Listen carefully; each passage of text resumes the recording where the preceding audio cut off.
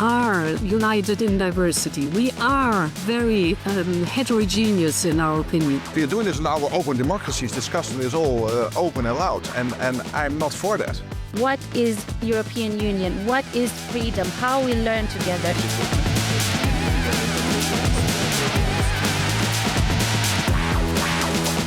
The obvious question is, what is the EU doing? What is our plan?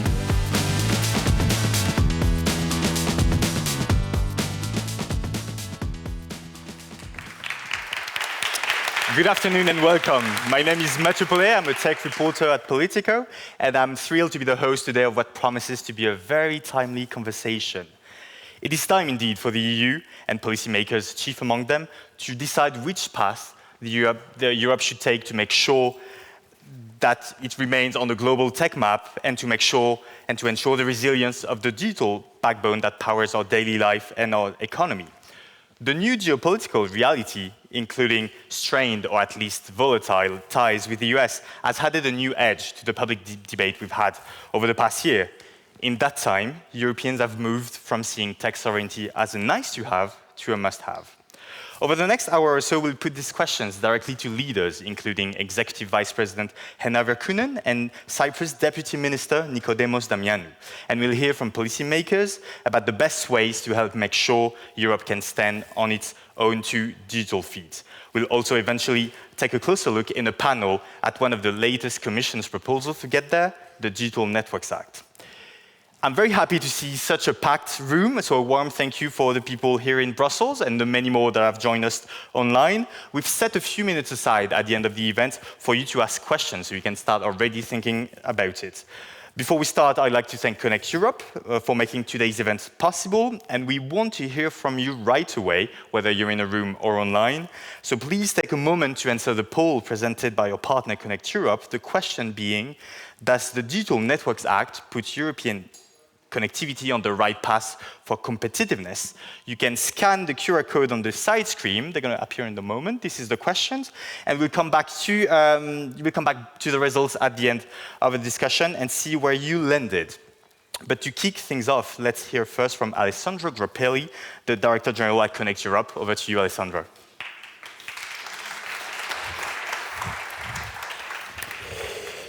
Good evening. So Connect Europe, I will now say what I am sure you all expect me to say, which is we have 40 members, 70% of the sector investment in Europe, serving 270 million Europeans. It sounds like a boilerplate, but it is not. It means that tonight I can come to you with the views of the major investors in 5G, in fiber, in European sovereign cloud, and in AI. Now, let me get to the juicy part. The two draft laws that last week rocked our connectivity world, the Cybersecurity Act and the Digital Networks Act. First, I want to thank DG Connect and Executive Vice President Virkkunen for the hard work.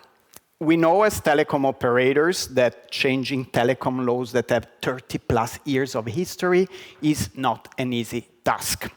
Now, what are the views of the companies that day in, day out, dig the street to put fiber, raise high antennas to assure mobile coverage, or build the next AI factory, which is what our members do? I will start from the positive. The strategic importance of connectivity is now fully recognized in the objectives of the Digital Networks Act.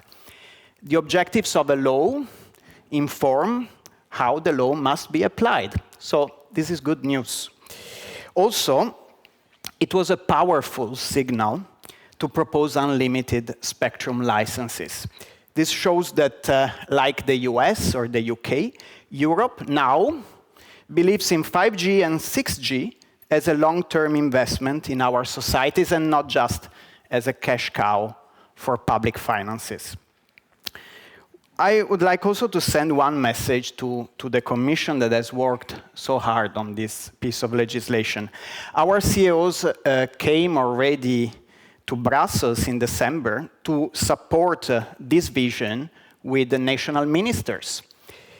You in the Commission will find the industry on your side to vigorously defend spectrum and harmonization for the single market every step of the way. Now, I also need to be open about the concerns of the industry, which essentially boil down to the question of whether we achieved with this draft law simplification or created more complexity. So first, we had hoped the Commission could give as strong a signal on fiber as it did on spectrum.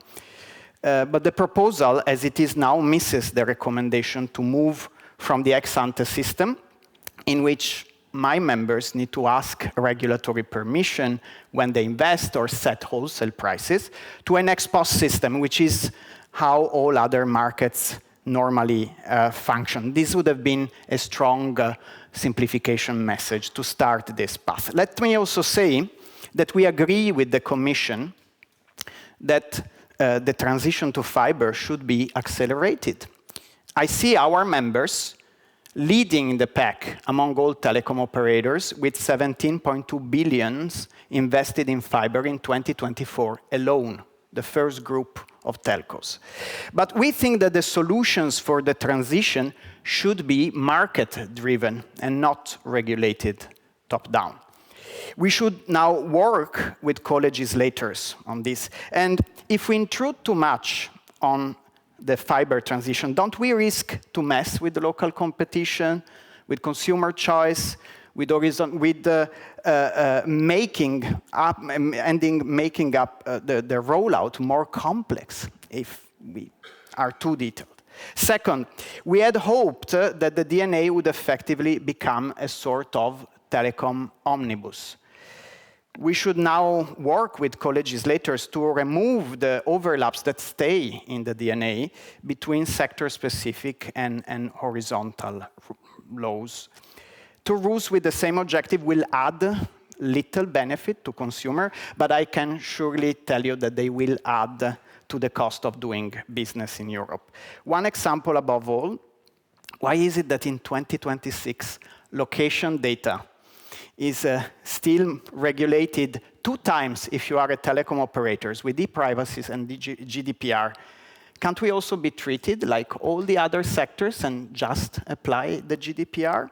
Third and last, I fear there is still a stick and carrot approach to the connectivity ecosystem, despite the stated strategic importance from which we started. In other words, the idea that if you do something good for the sector, then you should do also and impose some extra obligations in exchange. Last week, the CSA felt to our members pretty much like a heavy stick on the sector, putting new restrictions and new costs, while telecom operators will now need to absorb in full these costs and at the same time invest in 5G, fiber, and future 6G. The DNA instead should have been the carrot, but analysts did not appear fully convinced that the stick and carrot approach will work this time. This is maybe why the share price of the leading European telcos went briefly down on Tuesday and Wednesday last week. I don't think that's super encouraging. But I started from the positive, so I close with another positive message. I truly believe that telecom operators are part of the solution here. Resilient networks, 6G, creating European-bred competition in cloud, helping build drone defense, investing in sovereign data capacity for AI. The months ahead of us are an opportunity to bring all different pieces of reform together. A fully ambitious DNA, a workable CSA, and finally creating some scale through mergers. At the moment, our members feel that the direction of these various reforms is not yet coherent, and this is why we want to help the EU to get to the one common objective of a stronger European connectivity ecosystem and make sure that we all row in the same direction. Thank you.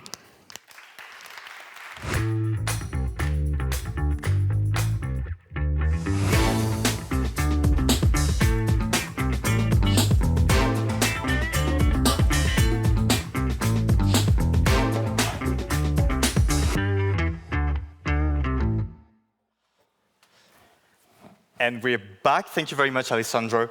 But to discuss Europe's next steps now, I'm now delighted to welcome on stage Cyprus Deputy Minister of Research, Innovation and Digital Policy, Nikodemos Damianou. Thank you so much for being here today. As this room is surely aware, Cyprus took over the rotating presidency of the Council earlier this month. So yeah, thank you so much for accepting our invitation to share your insights. I want to get right into it, and I've realized we journalists love the cliche of saying that council presidencies come in at a critical time, at this crossroad, right? But I do feel like for this time on tech, it is warranted. So I was going to ask you, do you feel like you're stepping at the critical time for Europe's tech future? Thank you for the question, Matthew. As you can see, I brought my mic with me, so I'm ready. Is it a critical time? I think it is this time. If we take Alessandro's comments, we can see that the industry is worried, everybody's worried. But it is in the sense that we all experience these dramatic changes in the technology, the digital space, and this affects nations more than anything.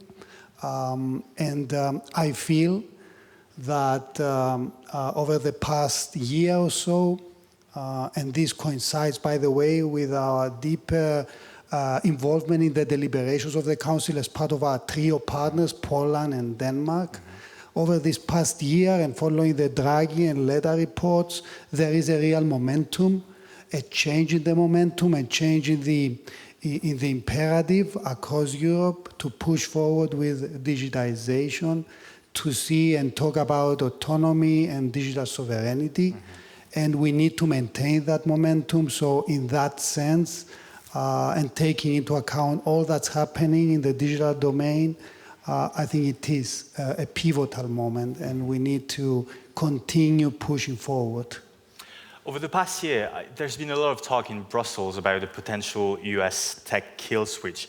Last week, actually, even in Brussels again, on that very side of the Atlantic, we've seen like mounting calls to use like a so-called trade bazooka, both of which options could ultimately maybe disrupt or lead to cuts with the US tech that we rely so much in Europe. I was going to ask you, do you feel particularly exposed with such dependencies as an island country?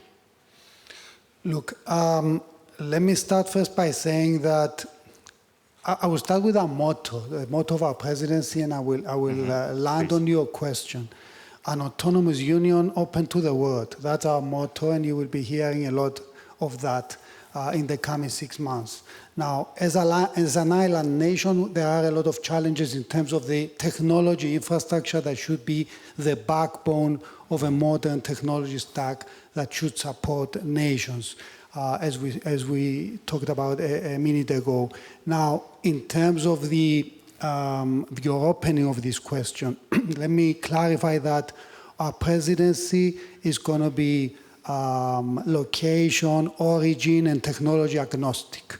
We are following a path. I talked about this momentum that the Commission is bringing to the table over the past year or so, particularly, that has to do about tech sovereignty, it has to do with resilience, it has to do with our ability to be competitive.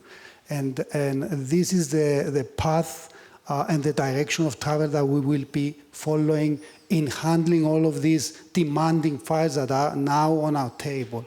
So taking into account all of the challenges that we have to make sure that our backbone technology infrastructure is resilient enough, this is the direction. It's a matter of making Europe more safe, more resilient. I think it's the third time I'm mentioning it, which means that it will be a better ally to our partners as well, the US being one of those partners, okay? Especially in this world of growing hybrid threats. Is it still a trustworthy partner, the US, that is, as Yes. it used to? It is a trustworthy partner. It is a partner that is a long-standing partner. And whatever happens, we need to make sure that we enforce this partnership. Talking about digital and technology, As I said, and I'll repeat it now, a more resilient Europe, a Europe that is ready to be safer in the new digital reality, is a better ally to all of our partners. And how do we do that if we don't factor in these geopolitical tensions? So how do we go around to be more resilient, to be more autonomous? We stick to our agenda, which is a quite important one. We saw the announcements last week from the Commissioner on the Digital Networks Act, on the Cybersecurity Act. We have the Digital Omnibus, which means simplification, hence pushing towards competitiveness. And of course, we have the cloud and AI development app coming up. We have the innovation agenda that is surrounding all of that effort. We need to stick to that agenda, and there's plenty to be done in order to build more robust infrastructure and more robust systems. We need to make sure that our startups, our scale-ups stay in Europe. That is more costly for them, essentially, to move to the US or elsewhere than stay here and go here. What do you want the European Commission to do next on that front? If you had one clear ask to Executive Vice President Narve Kunen, whom we're going to hear next, what would that be, concretely? Look, I think the Commission is has already served on our plate a lot of actions that we need to now, as member states, deliberate on and decide on and push forward with. I mentioned already the Digital Networks Act, the Cybersecurity Act. These two alone are very important directions, and I feel that the ambition contained within those files and the main directions that they bring on the table are quite important and in the right positive direction. Last week, you mentioned it, the Commission came up with two new proposals, one of them being the Digital Networks Act, so this plan to make Europe's digital backbone stronger, more resilient, just as we've discussed. But also the Council, who you are now chairing, has repeatedly signaled that there will be like a very high bar for reforms in the telecom space, right? Did you see the blueprint? Did you see the draft Digital Networks Act, and were your concerns addressed? Do you know how big it is, actually? It is. I know how big it is. So I understand that you are asking me to give you my overall opinion. Please, Naturally, this was presented less than a week ago, and our teams are already starting to look into it. The Working Party is meeting in the next couple of days, I think, to start working on this act. Now, as I said, I feel that it is in the right direction. We are listening to the industry, by the way, to the concerns of the industry, but the ambition in that act, in the changes that are being proposed, again, are in the right direction. So simplification is included in that. Centralization, we need to push forward across all of the initiatives towards a single market. Of course, that's an important dimension. Governance is enforced. So I think we are looking at an important piece of legislation that needs to be discussed and deliberated. And our job as presidency over the next 6 months is to make sure that we push forward with these deliberations and that we steer them in the right direction. You just said centralization. Are you happy with the centralization push? I think if we want to achieve a true single market, we need to make sure that we centralize various components across the various initiatives, as I said. So with regards to the DNA, this involves the spectrum allocation, the single passport mechanism is important, and all of that is enabling businesses to have access to the 27 up to now fragmented markets. Spectrum was always expected to be maybe a tough sell for the Council in particular. Are you happy with the starting position from the Commission? Do you think, is that something you can work with? Look, I can only talk about the ambition right now. I haven't gone through the entire text myself. We just started working on it. But I am happy with the fact that we are looking at harmonization. It's important if we want to, again, push forward with the single market, we need to do that as well. It's a tough discussion. Of course, there are various opinions. That's what you get in Europe, 27 different member states. But that's part of the discussion. And my job, our job, is to make sure, going back to my introductory remarks, is to make sure that we push forward with the momentum and actually accelerate it in terms of discussing, deliberating, and deciding on these various aspects. I'm looking also a bit ahead. There will be like this tech sovereignty package. And you mentioned also like tech sovereignty, you mentioned also that your position is also to find a consensus among 27 member countries. To discuss tech sovereignty, to discuss digital leadership, to discuss what we're discussing today, do we need to have one single definition of what we mean by sovereignty? And do we have that right now in the Council? We definitely need to have the same understanding, okay? But I think it's getting stuck on definitions is not the most important thing. It's clear what we mean by tech sovereignty. It's clear where we want to take Europe. And it's clear that we need to make sure that Europe has choices, that it doesn't depend 100% on technology that is not controlled by Europe. So that's addressed to a large extent across these initiatives, including the Cybersecurity Act that was presented one day before the DNA, and especially with reference to the ICT, the de-risking of the ICT supply chains. Is that something on this, is that something that also going in the right direction, you think? I think it is actually. So it has been part of the deliberations at the council meeting, and now we have in front of us the actual text that we can work with and see how we can make Europe more resilient in that respect. Okay. So we're talking a lot about policy and regulation. This is Brussels after all. But I was going to ask you, how can we also help our industries to become the tech champions that could take on and replace foreign tech providers? Well, I'm fortunate enough to be to have under my umbrella both the digital policy and the innovation agenda. So all of that are currently being overlap, or they mix and they come together. Now, as I said in the beginning, if we want to have our startups and our scale-ups be competitive, it's a multidimensional matter.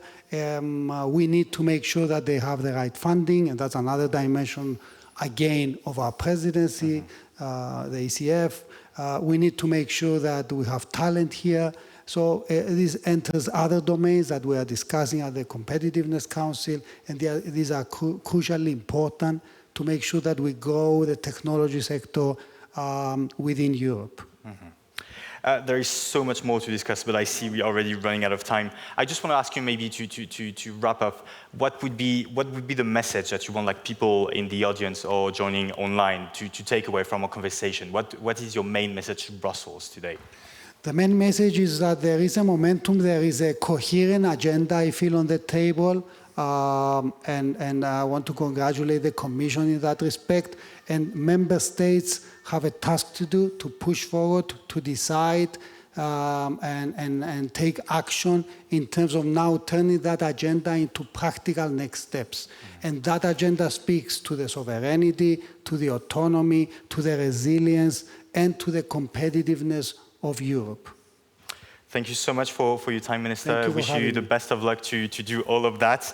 Up next, my colleague Peter Haag will sit down with Executive Vice President Henna Virkunen for a one-on-one interview you don't want to miss. I'll be back with you right after. Thank you very much. Thank you.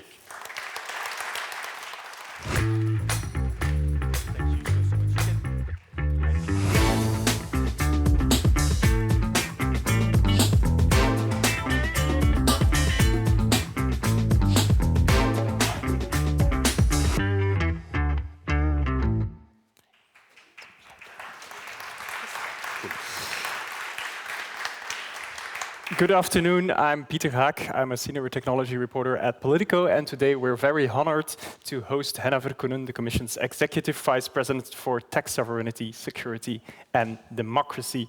Madam Executive Vice President, we're only the end of January, but it feels that so much has happened already in this year.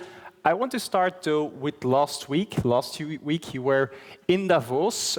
In Davos, US President Donald Trump repeated his claims that Greenland should be part of the US. It's important for their national security, he said. I'm very curious to know, when you're in Davos, when you arrive there, when you go into meetings with people like Tim Cook from Apple, what is the mood in the room about this transatlantic relationship and the fact that it's effectively coming crashing down?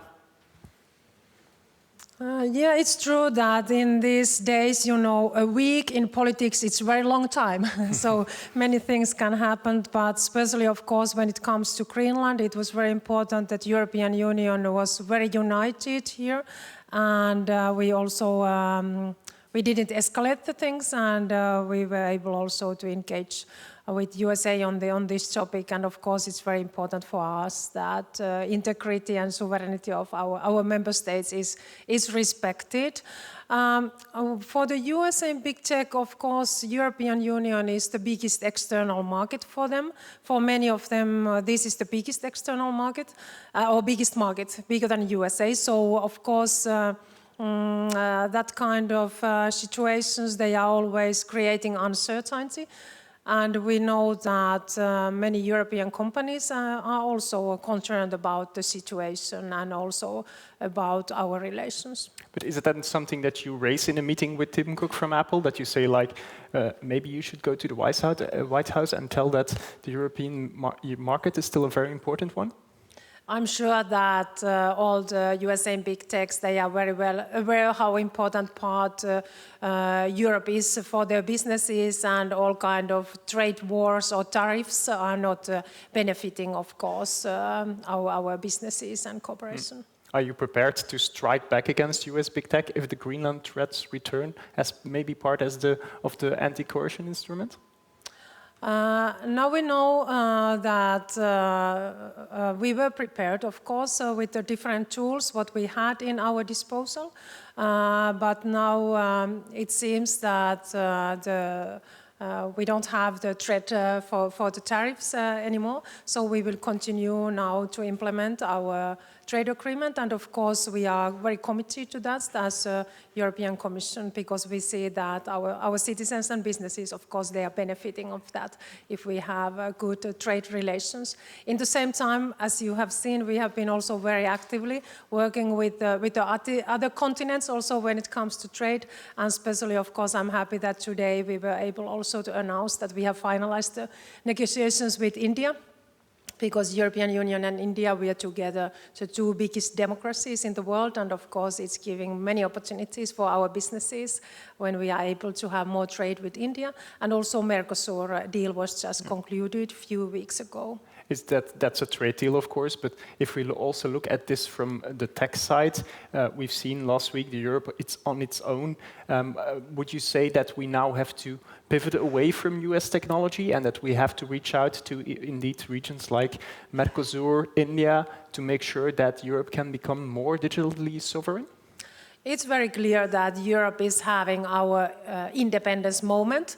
And like Mario Draghi already stated 1.5 years ago, in this time already he was stating very clearly that it's now or never moment for Europe when it comes to innovations and closing the innovation gap. And of course now it's even more than now or never moment. And I think during the last year everybody has really realized how important it is that we are not dependent on one country or one company when it comes to some very critical technologies and fields. Because Europe has been always, we have been very open for global investments, and also our industry has very long global supply chains. But we can also see that in these times, also that kind of dependencies, they can be weaponized against us. And that's why it's weaponized important. by the US? So are you then saying like we need to de-risk from the US? I think that the first really wake-up call for Europe was the COVID pandemic, because then we saw also how vulnerable many of our supply chains were. We were running out of components and raw materials when there was different restrictions. And also after that, when Russia attacked in Ukraine and started full-scale war in Ukraine, we saw that some of our countries, they were very dependent on Russian energy. So of course that kind of vulnerabilities we have to avoid. And we have to also look at our technologies, that we have to have our own capacity, but also we have to have like-minded partners globally. And we have identified already the very critical sectors for us, and we have already many times mentioned them: AI, semiconductors, quantum technologies, and cybersecurity technologies. But would you then say that you're listing several wake-up calls? Is the US being an unreliable partner also a wake-up call for technology? USA has been always the most important partner for European Union and for our countries when it comes to security and technologies. But it's for sure that we have to build also our own capacity. We are investing heavily to our defense and security. And I think it's also very good news for our technologies, because technologies are going very much hand in hand with our defense investments. So it's very important for our competitiveness and for our security that we have also our own capacity, that we are not dependent. Okay. I want to turn to another saga that has been top of mind in the last few weeks. That's, of course, X and Grok, which allowed users of X to generate AI-generated sexualized deepfakes. Yesterday, you made news and you said, like, okay, the Commission is opening a formal probe into this this saga and into Grok specifically. I want to go a bit into the timeline, though, because last year we've already seen that Grok generated anti-Semitic content. Then the first mentions of this AI sexualized deepfakes were in early January. Isn't it late to announce the formal probe just now? Already during the autumn, we sent a request for information to X on that. So this is like the first investigative step always, to send request for information, where we were especially focusing on that how they have been assessing and mitigating the risks of Grok. And also before Christmas, we already made a retention order for them to also keep all the documents related to Grok and X. So, and now we also launched a formal investigation on this topic, but already during these weeks we have been all the time in contact to X and Grok about this topic, and we know that they made also changes to that. But now when Grok is more integrated to X services, it's important also to look that they are assessing and mitigating the risks. And this is very much the case with all online platforms, that they are using more and AI as a part of their recommender system. I want to go a bit beyond the technicalities, like the Grok generating anti-Semitic content that was already in July last year. Isn't the goal of the DSA to avoid that something like that happens again, which it now did? It's exactly, and that is the reason why online service providers, and especially very large online platforms, they have very clear obligations that they have practices in place, that they are all the time mitigating the risks what they are posing with their services, so that there shouldn't be that kind of incidents like there has been with Grok. We have had it now twice. Exactly, and so that's why we are now... Has the Commission failed there? Isn't there a way to fast-track this kind of things?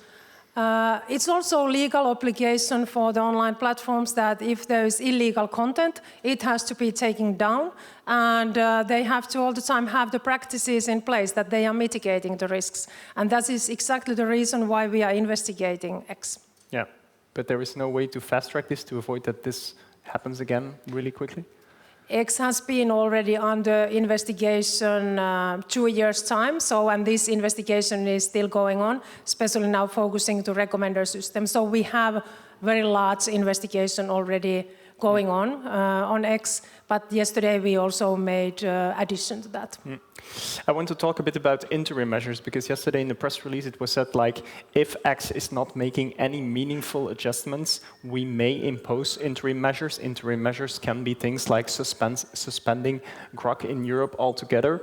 Can you lay down for me what are the conditions, what is the timeline for this? For example, if by the summer X hasn't made any meaningful adjustments, are you then going to order suspension of Grok in Europe?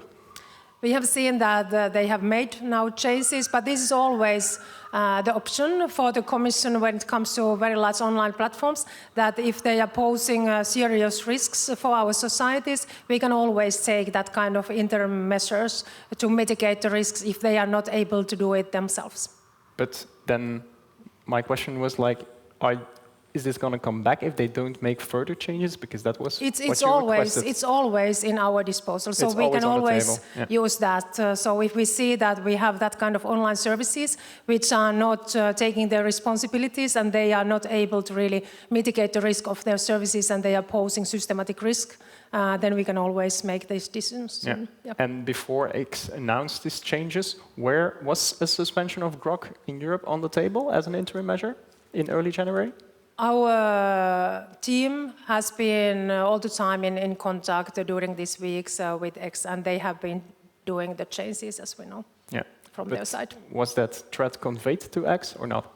We have seen that there has been actions taken in different member states and also outside of European Union. So, and X has made decisions also to change the system. And of course, that is what we want also the online platforms to do.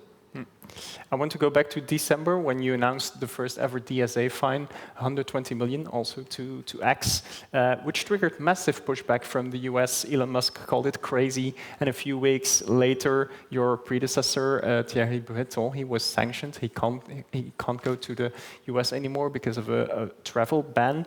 The Commission officially condemned that, but you never made a personal comment on the case. Can you do that now for this esteemed audience? What do you think of that? The fact that they're sanctioning your predecessor? Yes, in the same day when the USA administration was publishing the decisions, I condemned this decision, of course, to pose travel restrictions for my predecessor. But would you say that this has somehow a chilling effect on enforcement? Because you said before the break in December that the DSA probes would now come quicker and faster, and then this happens. Is there a risk that this is chilling the enforcement of the DSA? We are fully, of course, enforcing our rules, and we have made it very clear for everybody that everybody who is doing business and operating in the European Union has to respect our rules, and of course this is very, very clear for us. But is there contact with the US administration on this specific element, the fact that they sanction officials who are doing this in their official role as a commissioner? Is there contact with the US administration? Yes, there has been contact to that, yes. And what's the outcome? Is there any outcome in the foreseeable future on this? Yes, we were, of course, expressing our position towards this decision. Yeah. Okay. Do you actually fear to be sanctioned yourself in the future? Do you have any plans to go to the US soon? Of course, this is something that all the countries, they have competence to decide that who they are letting to enter to their countries. Yeah. So, of course, it's always possible that somewhere in the world I'm not welcomed to those countries, and it's a competence of the countries. Yeah. But you don't fear that your possible future trips to the US will be very difficult or very hard? No, I haven't been speculating on that. So, of course, I'm now fully focusing on that I want to boost innovations and investments in the European Union. And it's really my core task now to make sure that we are creating better environment in Europe, really our businesses, to scale up their businesses in the European Union, and that we can boost our own technological sovereignty, that we can be more competitive in the future, and also that we can make sure with our rules that our digital environment is fair and safe and democratic for everybody. Yeah. So these are my main tasks. Yeah. On sovereignty, the topic of the day, there has been a lot of calls for Europe to become more digitally sovereign. We know all the reliances we have on US technology, chips, cloud services, AI models, software. If you had to pick one of those, where would you say that there is the biggest need for Europe to intervene to make sure that we break away from US dependency? And you can only pick one. It's very difficult, of course, to pick only one because all of these are very important. But when it comes to chips, it's very much precondition for any other technologies. And if we are not able to design and manufacture also very advanced chips, it's very problematic for our technological sovereignty. So I see that semiconductors, chips, they are very much key for any other technologies. Also, when it comes to developing our own AI. And especially when we speak also about our cybersecurity and quantum as well, so it's very important. So we will keep a close eye on the review of the CHIPS Act, which we expect by end of March. I wanted to hear your thoughts on an idea that one of your colleagues, Executive Vice President Séjourné, has floated. He's really pushing hard for this idea of Buy European, the idea that European governments should buy more, procure more of European products and services. What do you think about that on the tax side? Are you going to press European governments to buy and procure more European technology? I think we should use public procurement, of course, much more actively, also to boost our homegrown technologies in the European Union, because we know that public services, governments, municipalities, regions, also European Commission, we are very big customers for ICT services, and we can also boost very much European innovations when we are buying services. And I see also, for example, when we are thinking about startups, of course, it's a great incentive for startup if someone is buying the product or service from them instead of giving just fund for them. So when they have already customer for their service. So I think we have to use this, of course, much more actively. And we have also many very potential and I think good tech companies in the European Union. Often they are not so visible maybe than the big tech because they are smaller. So it's important also to give more visibility for our European companies. And I see also that we have to use public procurement much more actively. Yeah. So I'll take that as a yes, that you're in favor of buy European tech. We're almost running out of time, but I had one final, maybe a more personal question for you. We're speaking a lot about the use of AI here, the adoption of AI in Europe. Do you use AI yourself, and what do you think that, how can it transform the Commission's work? Of course, I think it's very difficult to avoid AI somehow if you are using online services. So there's more and more AI integrated to these services. So I'm using it. But of course, I'm not, my work is mainly decision-making work. And I haven't, I'm still doing it myself instead of AI, so the decisions. But of course, my services and offices are very much using all the time AI. And what are you then using, Mistral or OpenAI? We have in the Commission, we have our own AI service also because we are very much also handling that kind of information that we can't share publicly. So we have our own AI tool where we are using it. And I think it's developing and it's getting better and better every day. That's a very diplomatic answer, not to have to choose between Europe and the US. Executive Vice President, I really want to thank you for your insightful remarks. And stay seated, because after this we will dive into a panel with my colleague Mathieu Paulet on the Digital Networks Act. Thank you very much.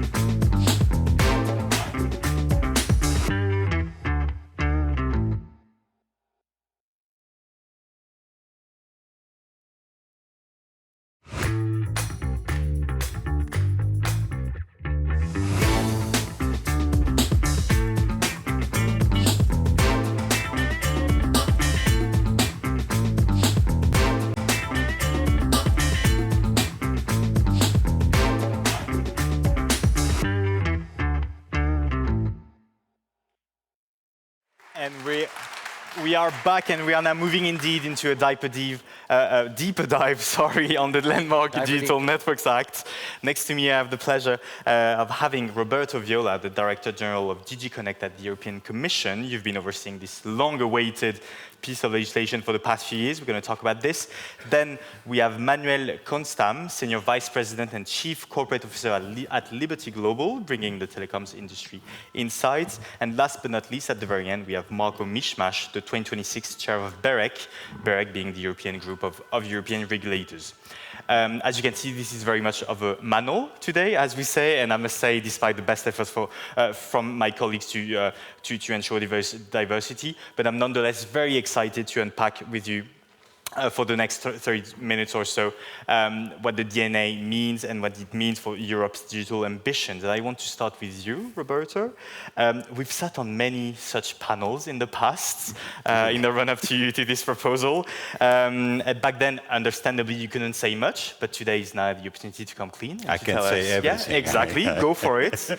But actually, let me help you. You're very familiar with the proposal, but we've pulled together some of the main new provisions of the draft regulation, which we'll put on the screen. You can see that here as well.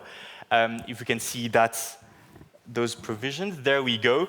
So don't come at me, of course, that's a handmade selection. I don't want to hurt anyone's feelings. Indeed, the proposal is very long and it's very comprehensive.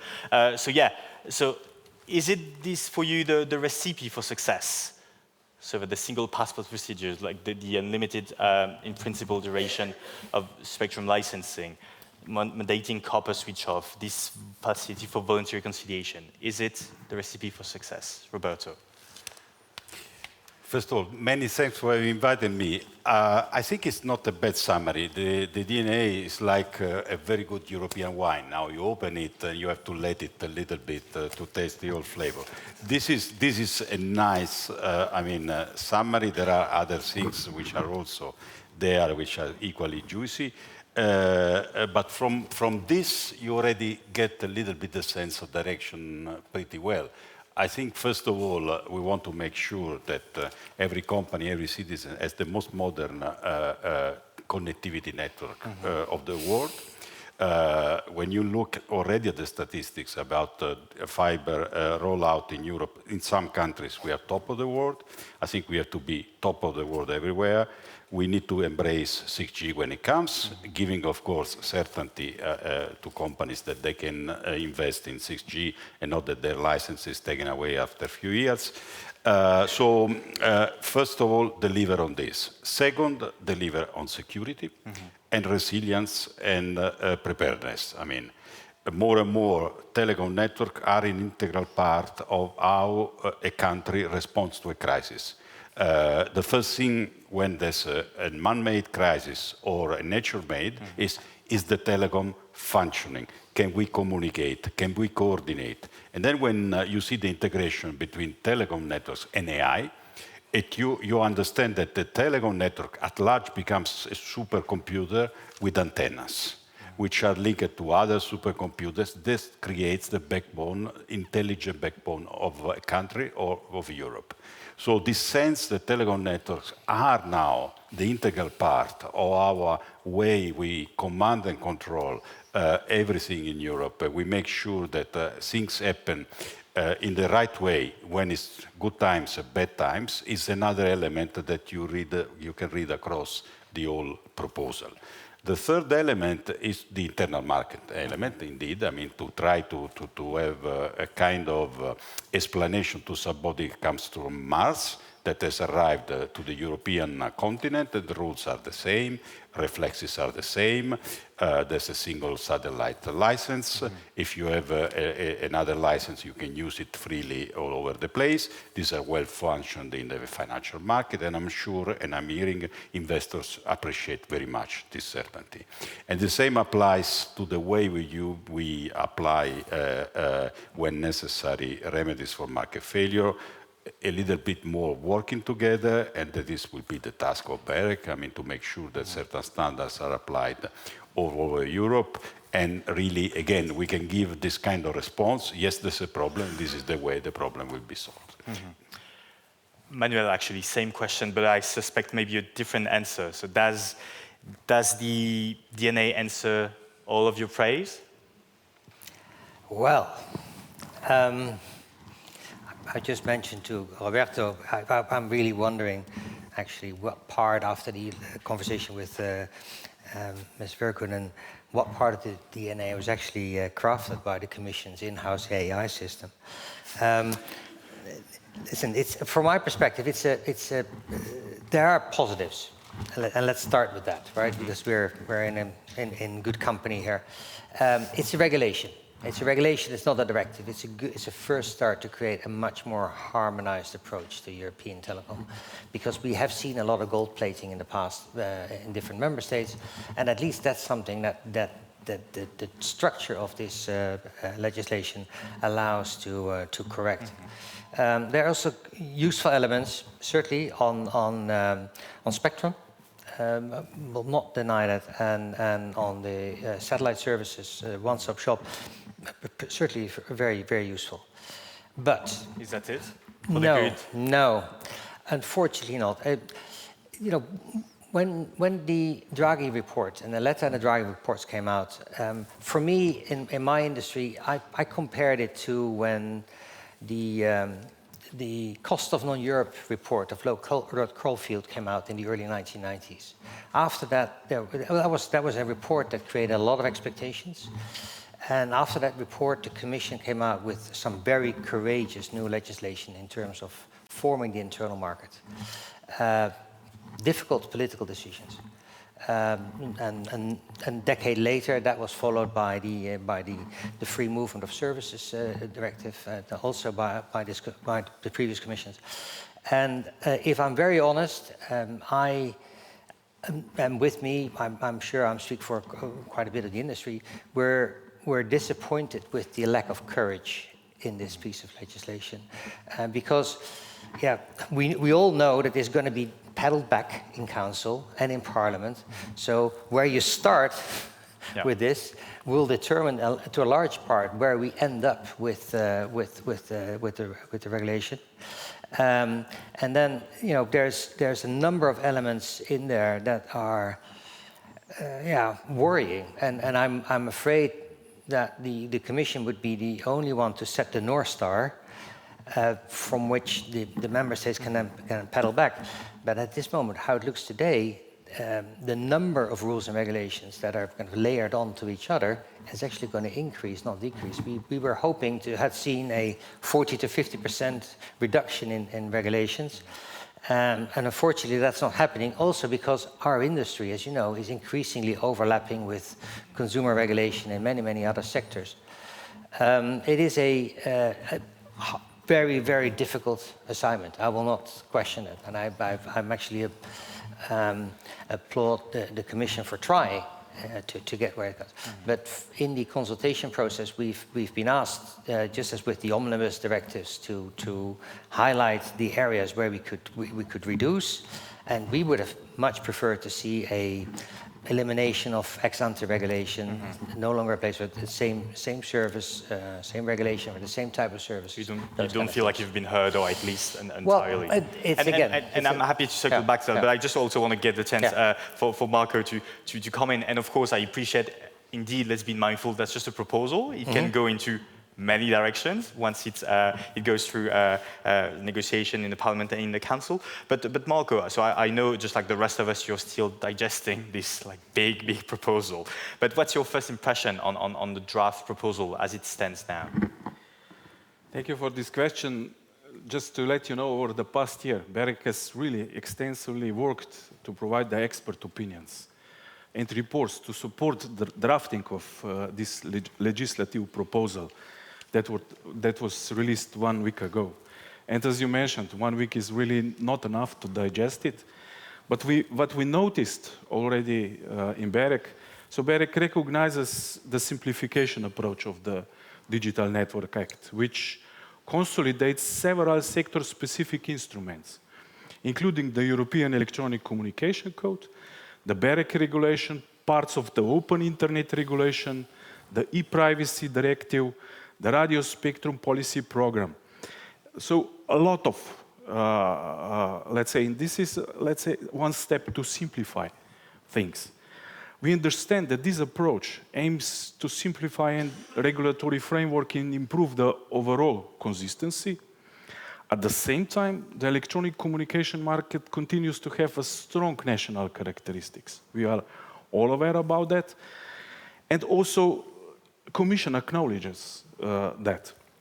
For this reason, simplification should not introduce disproportionate constraints on the national flexibility. This is, for us, very important. Nor should it come at the expense of competition or ultimately the end-user protection. So these things are always very important. We are also, let's say, if I turning to the specific proposals, BEREC supports the approach of the copper switch-off. And we also think that the objective of accelerating the transition to fiber is rightly combined with the national flexibility and with the central role of the national regulatory authorities in managing this transition. We think that the NRAs are the right bodies to, let's say, prepare. Traditionally, the NRAs for the electronic communication market were always, let's say, dealing with all the stakeholders. So the DNA also like revisit the governance, right, of this patchwork of rules. I wanted to ask you, but since you mentioned it, do you feel like you're losing out maybe a little bit in the way the DNA is suggesting to redistribute powers, responsibilities? Yeah, at the same time, there is also a noticeable move toward the greater centralization. That's what we noticed, with the stronger regulatory powers being given to the European Commission at the expense of the NRAs. As this concerned one of the core tasks of national regulators, BEREC will definitely need to carry out a more detailed assessment before, let's say, forming a final view about that. Understood, yeah, of course. We published last week an article on the potential winners and losers of the proposal, which is something very binary and not necessarily... That's something I'm happy to be challenged, and some people in this room also have challenged me on that, and that's totally fine. I wanted to ask you, Roberto, on this. Do you hear the concerns from the industry that they feel they may not have been entirely heard, or when they complain about the lack of ambitions, of courage from the proposals? Look, in the last 20 years, we have observed that the telecom sector is extremely divided. I mean, when you look at the energy sector, there are more uniform views. When you look at the telecom sector, it's a bit like this. So you have seen the reactions are exactly orthogonal. Some say you have deregulated too much, some saying we have expected more. And of course, also they are positioning themselves now for, let's call it the battle. I mean, the co-legislator will start looking at the text and work on it. So I think speaking with the investors, speaking with a number of policy makers, which have a bit more of less of a biased view in one direction or another. I also appreciate very much the very well thought through reaction from the regulators, from BEREC. I think overall that's the recognition we are trying to do something very decent, very serious. I mean, because of course opposites you cannot reconcile. You can strike a little bit in the middle. So, and I'm very happy that the Cyprus presidency have appreciated the work, and this is a good basis, I mean, to go ahead. Then, of course, there will be the negotiation. We'll see where we land. But I would warn you in this room to avoid to go to oversimplification of things which are objectively complex. And you have to look in perspective. So you have to look at your home will be served by one fiber, okay? That will be the case. Now, this one fiber will be similar to one energy line enter into your home. So do you want to still have a choice, I mean, of supplier, or you will be content with a single supplier? I think this is a bit the question. Forget how the networks are now. I mean, this is just a transient to what will happen. The DNA is here to stay for a long time. I mean, so it's not designed to respond to, I like this, I like that, I like chocolate, I like pizza now. I mean, it's about what will be the structure of the networks after the switch off, the fixed network, and what will be the 6G networks of the future. 6G will be completely blended with the AI services and with all the rest, and the fixed network with fiber networks. This is the environment. Now, in this environment, there will be network suppliers, there will be service suppliers, there will be many actors, and now the question is how these actors will coexist. The main message of the DNA is written in capital letter and should be read carefully, especially by the people that understand, is regulation comes if it is necessary. There's no part of the DNA which has a kind of ex-ante regulation plugged in. And another thing which is very new of the DNA is that there's a continuum of measures which start from commercial agreements, then they go into remedies which are simply offering from a company, then kind of let's have what are called the symmetric exchanges, and then on till the point that you might conclude in certain areas there's the reason to enact some symmetric regulation because there there's a market failure, because rightly so, I mean, Europe is not all alike, so it will be very local. At that very moment, then we will go towards standard solution. Not everyone will invent its own thing. So it's a completely different regulatory system compared to the system we have now. I mean, that's why I said it needs to be now open, the bottle, I mean, the wine needs to be tested. That said, we will expect that especially those that are active in the sector will never be happy of one or the other, and will rightly so make their voice known. I mean, Manuel, are you reassured by any way by Roberto's remark, and especially the fact that we want, if I understood correctly, this regulation also to be future-proof and to have a sort of a long shelf life? Is that correct? Is that one way? Yes, of course, by all means. I'm ready to taste the wine after. Yeah, you should. I mean, before complaints. Yes, I think the evidence will ultimately be in whether the investments will follow, right? Because that's ultimately what is needed in Europe. We need a strong industrial policy to build a strong European technology industry in a very, very competitive and innovative world market. And that's what it all boils down to. We provide connectivity to 8 million broadband and mobile customers. We're investing 20-30% of our 22 billion of revenue every year in capex. And the big question is that enough, right? Is it for companies like ourselves? Is that enough to bring Europe to the next level? Because that's what Letta and Draghi, they're smart guys. They calculated hundreds of billions still needed to bring Europe to that next level. And I'm doubtful whether this will be enough. The good thing is also, yes, there will still be debate in Parliament. There will still be debate among the member states. I have the impression that there is a significant sense of urgency. And then there's also the DNA for us is the yin with the yang, which is the merger review of the merger guidelines, which for us is also a very important element in the revision of the European regulatory framework, because we will need more consolidation. We will need bigger companies, not just in telecom, but in the entire technology sector. We will need bigger companies with massive scale to compete on the world market. If we keep the winner-loser lens, where do consumers land with this proposal? Well, I think consumers in Europe are extremely well off. I mean, they get a very good product against, some of the cheapest prices in the world. So that's already happening. I don't think that this the DNA will change very much to that, frankly.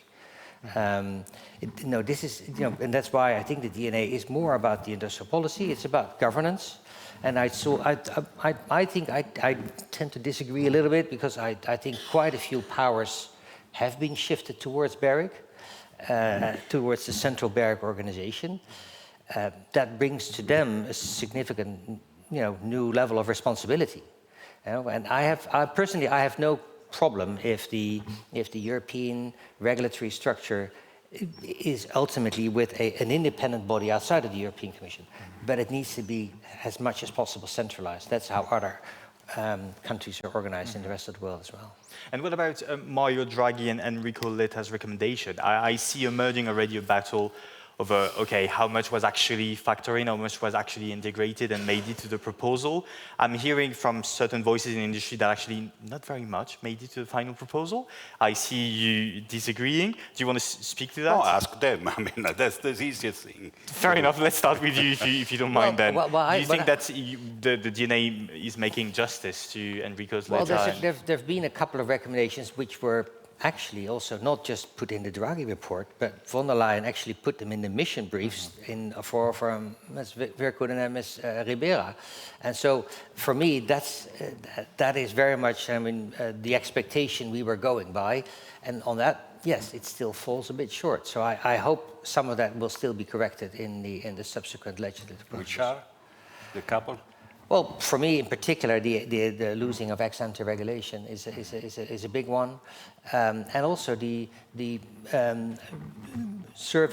regulating the same services in the same way, where you're providing telecom services over virtual kind of international platforms, or whether you provide them over a national network. That should be regulated in the same way from our perspective. And there's more, and there's the promise to reduce the overlap between dozens and dozens and dozens of consumer protection rules in the general economy with additional regulations in the telecom economy. So there's, on GDPR, telecom companies are governed by higher standards on privacy than the hyperscalers are. Does the DNA live up to the expectation that it would be or would have been this telecoms omnibus? That's what we had hoped for. Yeah. Okay.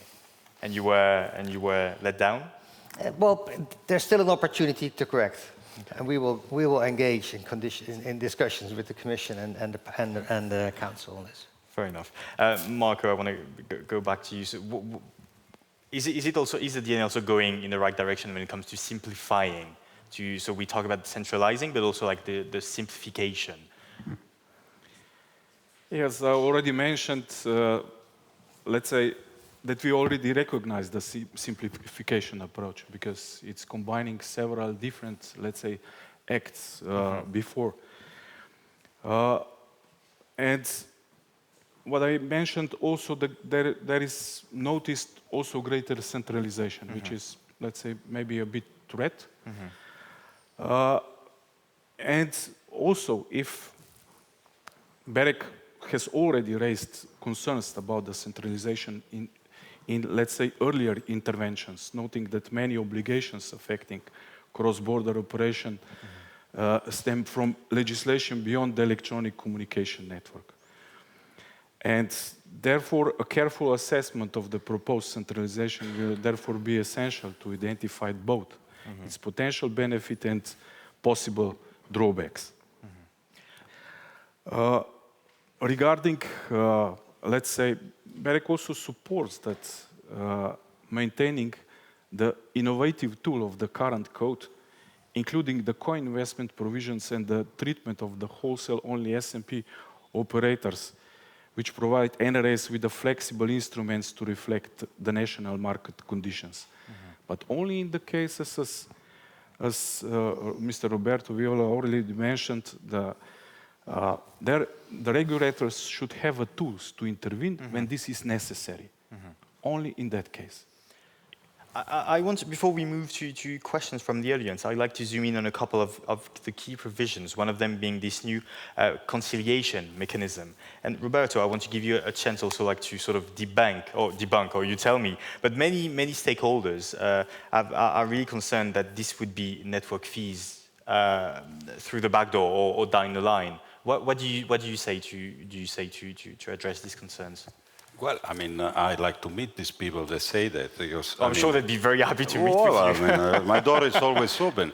I mean, the White Book was very clear. I mean, this peering agreement is the industry norm. So one hyperscaler and one telco agree among themselves, and normally it works. I mean, there are cases where it doesn't work, which are minority cases compared to it works, although both parties mumble about it. So there's not a gigantic market failure in front of us. There are issues. Maybe the peering system needs to be revised. So the first way to revise it is that the two parties speak about it. When it goes wrong, then one of the two parties goes to court. Now, what DNA offers, before this extreme remedy is tried, which is the court, is the possibility, first of all, to hear the opinion of BEREC about the case. And then, I mean, if the two parties, they want, they come, and the competent regulator will make an offer, conciliation offer. If one of the two parties doesn't want to come, then the BEREC opinion remains as an interpretation who's right or who's wrong, and then there will be a court deciding. So there's no kind of forced decision. I think the judicial system is free, independent, and is not imposing tariff to anyone. Mm-hmm. Manuel, do you welcome this mechanism? Do you think it's going to move the needle for you? It's not going to move the needle. It's an interesting concept, but it's, I also do not particularly see that the real problem is in that area. I think there is definitely a need for the industry together with the hyperscalers to develop new products, mainly in the B2B space, in network APIs and we're doing that right now. And I think that's where the area where we're hoping to see commercial opportunities and innovation, and actual, conciliation on peering agreements. We have never had that problem. We have, I think, in all our history, we had once a situation where we entered into a conflict. I see you nodding, Roberto, but doesn't it mean that maybe we don't need this mechanism in the first place? Better. I mean, if it is not needed, it's there. I mean, the mechanism is not automatic. That's why it's not tariff imposed on someone. There's no problem. Liberty has no problem. It doesn't need to use it. I mean, someone else has a problem before going in front of a court, can ask the opinion of BEREC. Doesn't want to ask the opinion of BEREC because, I mean, the market functions perfectly. Okay, so this is called light and proportionate regulation. Is it light and proportionate regulation, according to the regulators? Too soon. We didn't dive into the details, but BEREC, let's say, appreciates the further standardization and extension of the competences of the NRA and NRAs and BEREC. And this, for example, is implementation of general authorization and, as you mentioned, a new voluntary conciliation mechanism to support the cooperation within the whole ecosystem. Yeah, I'm afraid we're going to move on to questions from the audience because time is running out. No, 61%. Yeah, I don't think people can see that just now. Maybe can we see the panel? So can we see already the first snapshot of the result of the question? So the top answer is partly the direction is right, but key implementation details remain unclear. So still a lot of convincing to do right? That's right. I mean. So turning to the audience, but before actually, let me inaugurate the round of rapid-fire questions with one for you, Roberto, and a slightly personal one, if you allow me. God. Yeah. Well, you probably know what I'm going to ask. But will you still be around Oh my God! By the always time, same wait, question. wait, I haven't even finished. Well, by the time that the DNA reaches trilogue, I'm telling you this, and I don't mean to pry. I'm telling you this because you've been rumored to be on your way out for quite some time. So The we just last want to 2 know years. because No, but I told your colleague. I mean, it's this now 2 or 3 years that you write this, so it brings me long life. So I'm fine. I'm fine. Maybe, but at one point, yes, the news is at one point we'll go. I will okay. go. So if we do another panel on October 1st. Later this year, will you say? Will you be around? Who knows? Fair enough. Okay. So, as promised, turning to the audience right now for questions, we're going to take rounds of 3 questions. Please make them sharp, make them short, and introduce yourself. Do we have volunteers? No? No questions from the audience? Yeah, I see a gentleman raising his hand over there. Please introduce yourself. Yeah. Hi, I'm Nate Remshow from Ghent University. Really interesting discussions all around. What I'm really curious about right now is this trade-off between regulation and growth, especially in that sovereign tech space. If it requires sacrificing the personal security of users in order to compete internationally, in order to create this technological sovereignty here in Europe, is that something that's in the best interest of the users at the end of the day, or is it best to take a step back and to ensure that we continue to protect the individual rights of people? Do you want to take this question, maybe? The trade-off between regulation and innovation, basically, right? Well, I mean, first of all, about personal rights and security, I think Europe has the gold standard in the world, the highest standard in data protection, the highest standard in freedom. And this, as you know, this will never be for compromise. And this is one thing. And the trade-off between innovation and regulation, it's always a dynamic trade-off. There's never the right answer. I mean, whatever answer you give, then the next day there's another issue. And that's why the DNA does not give a closed answer. This is what I've been trying to say let's say, is the test of the wine. The DNA opens a couple of important frameworks where this trade-off can be made, which is the first one, the old dynamic, how the existing network can be replaced by fiber networks, 6G, and how this should happen. And the other one is the relationship between the telecom world and the rest, again, giving a kind of open-ended answer. And I think this is, in my experience, the best way to tackle this trade-off. Take, I mean, the AI Act. When we discussed, and it's not a long time ago, all this issue about notification apps were not yet there. Nobody could imagine that this would happen. It happened, I mean. So things do happen. And the important thing is when they happen, do you have the right tools to address the issues, rather than have you addressed the issue already now? I mean, our regulation, that's always a question we get a lot, right? How are our regulations flexible enough to actually update as the technical changes come along? Because this is also like the difference, right, between the legislative timelines and the innovation timelines. I think we are continuing to learn the lesson. I mean, first of all, having a directive is much better than having a regulation is much better than having a directive, because a directive has the long national transposition. Once it's transposed, then you start all over again. So it's a more flexible tool.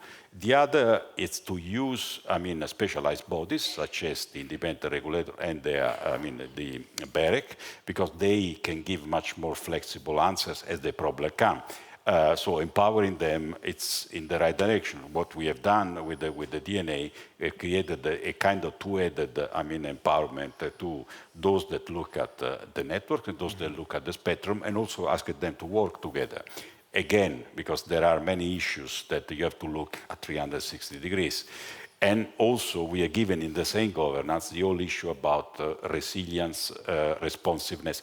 Again, speaking about the drone threat, was it something looming 3 years ago?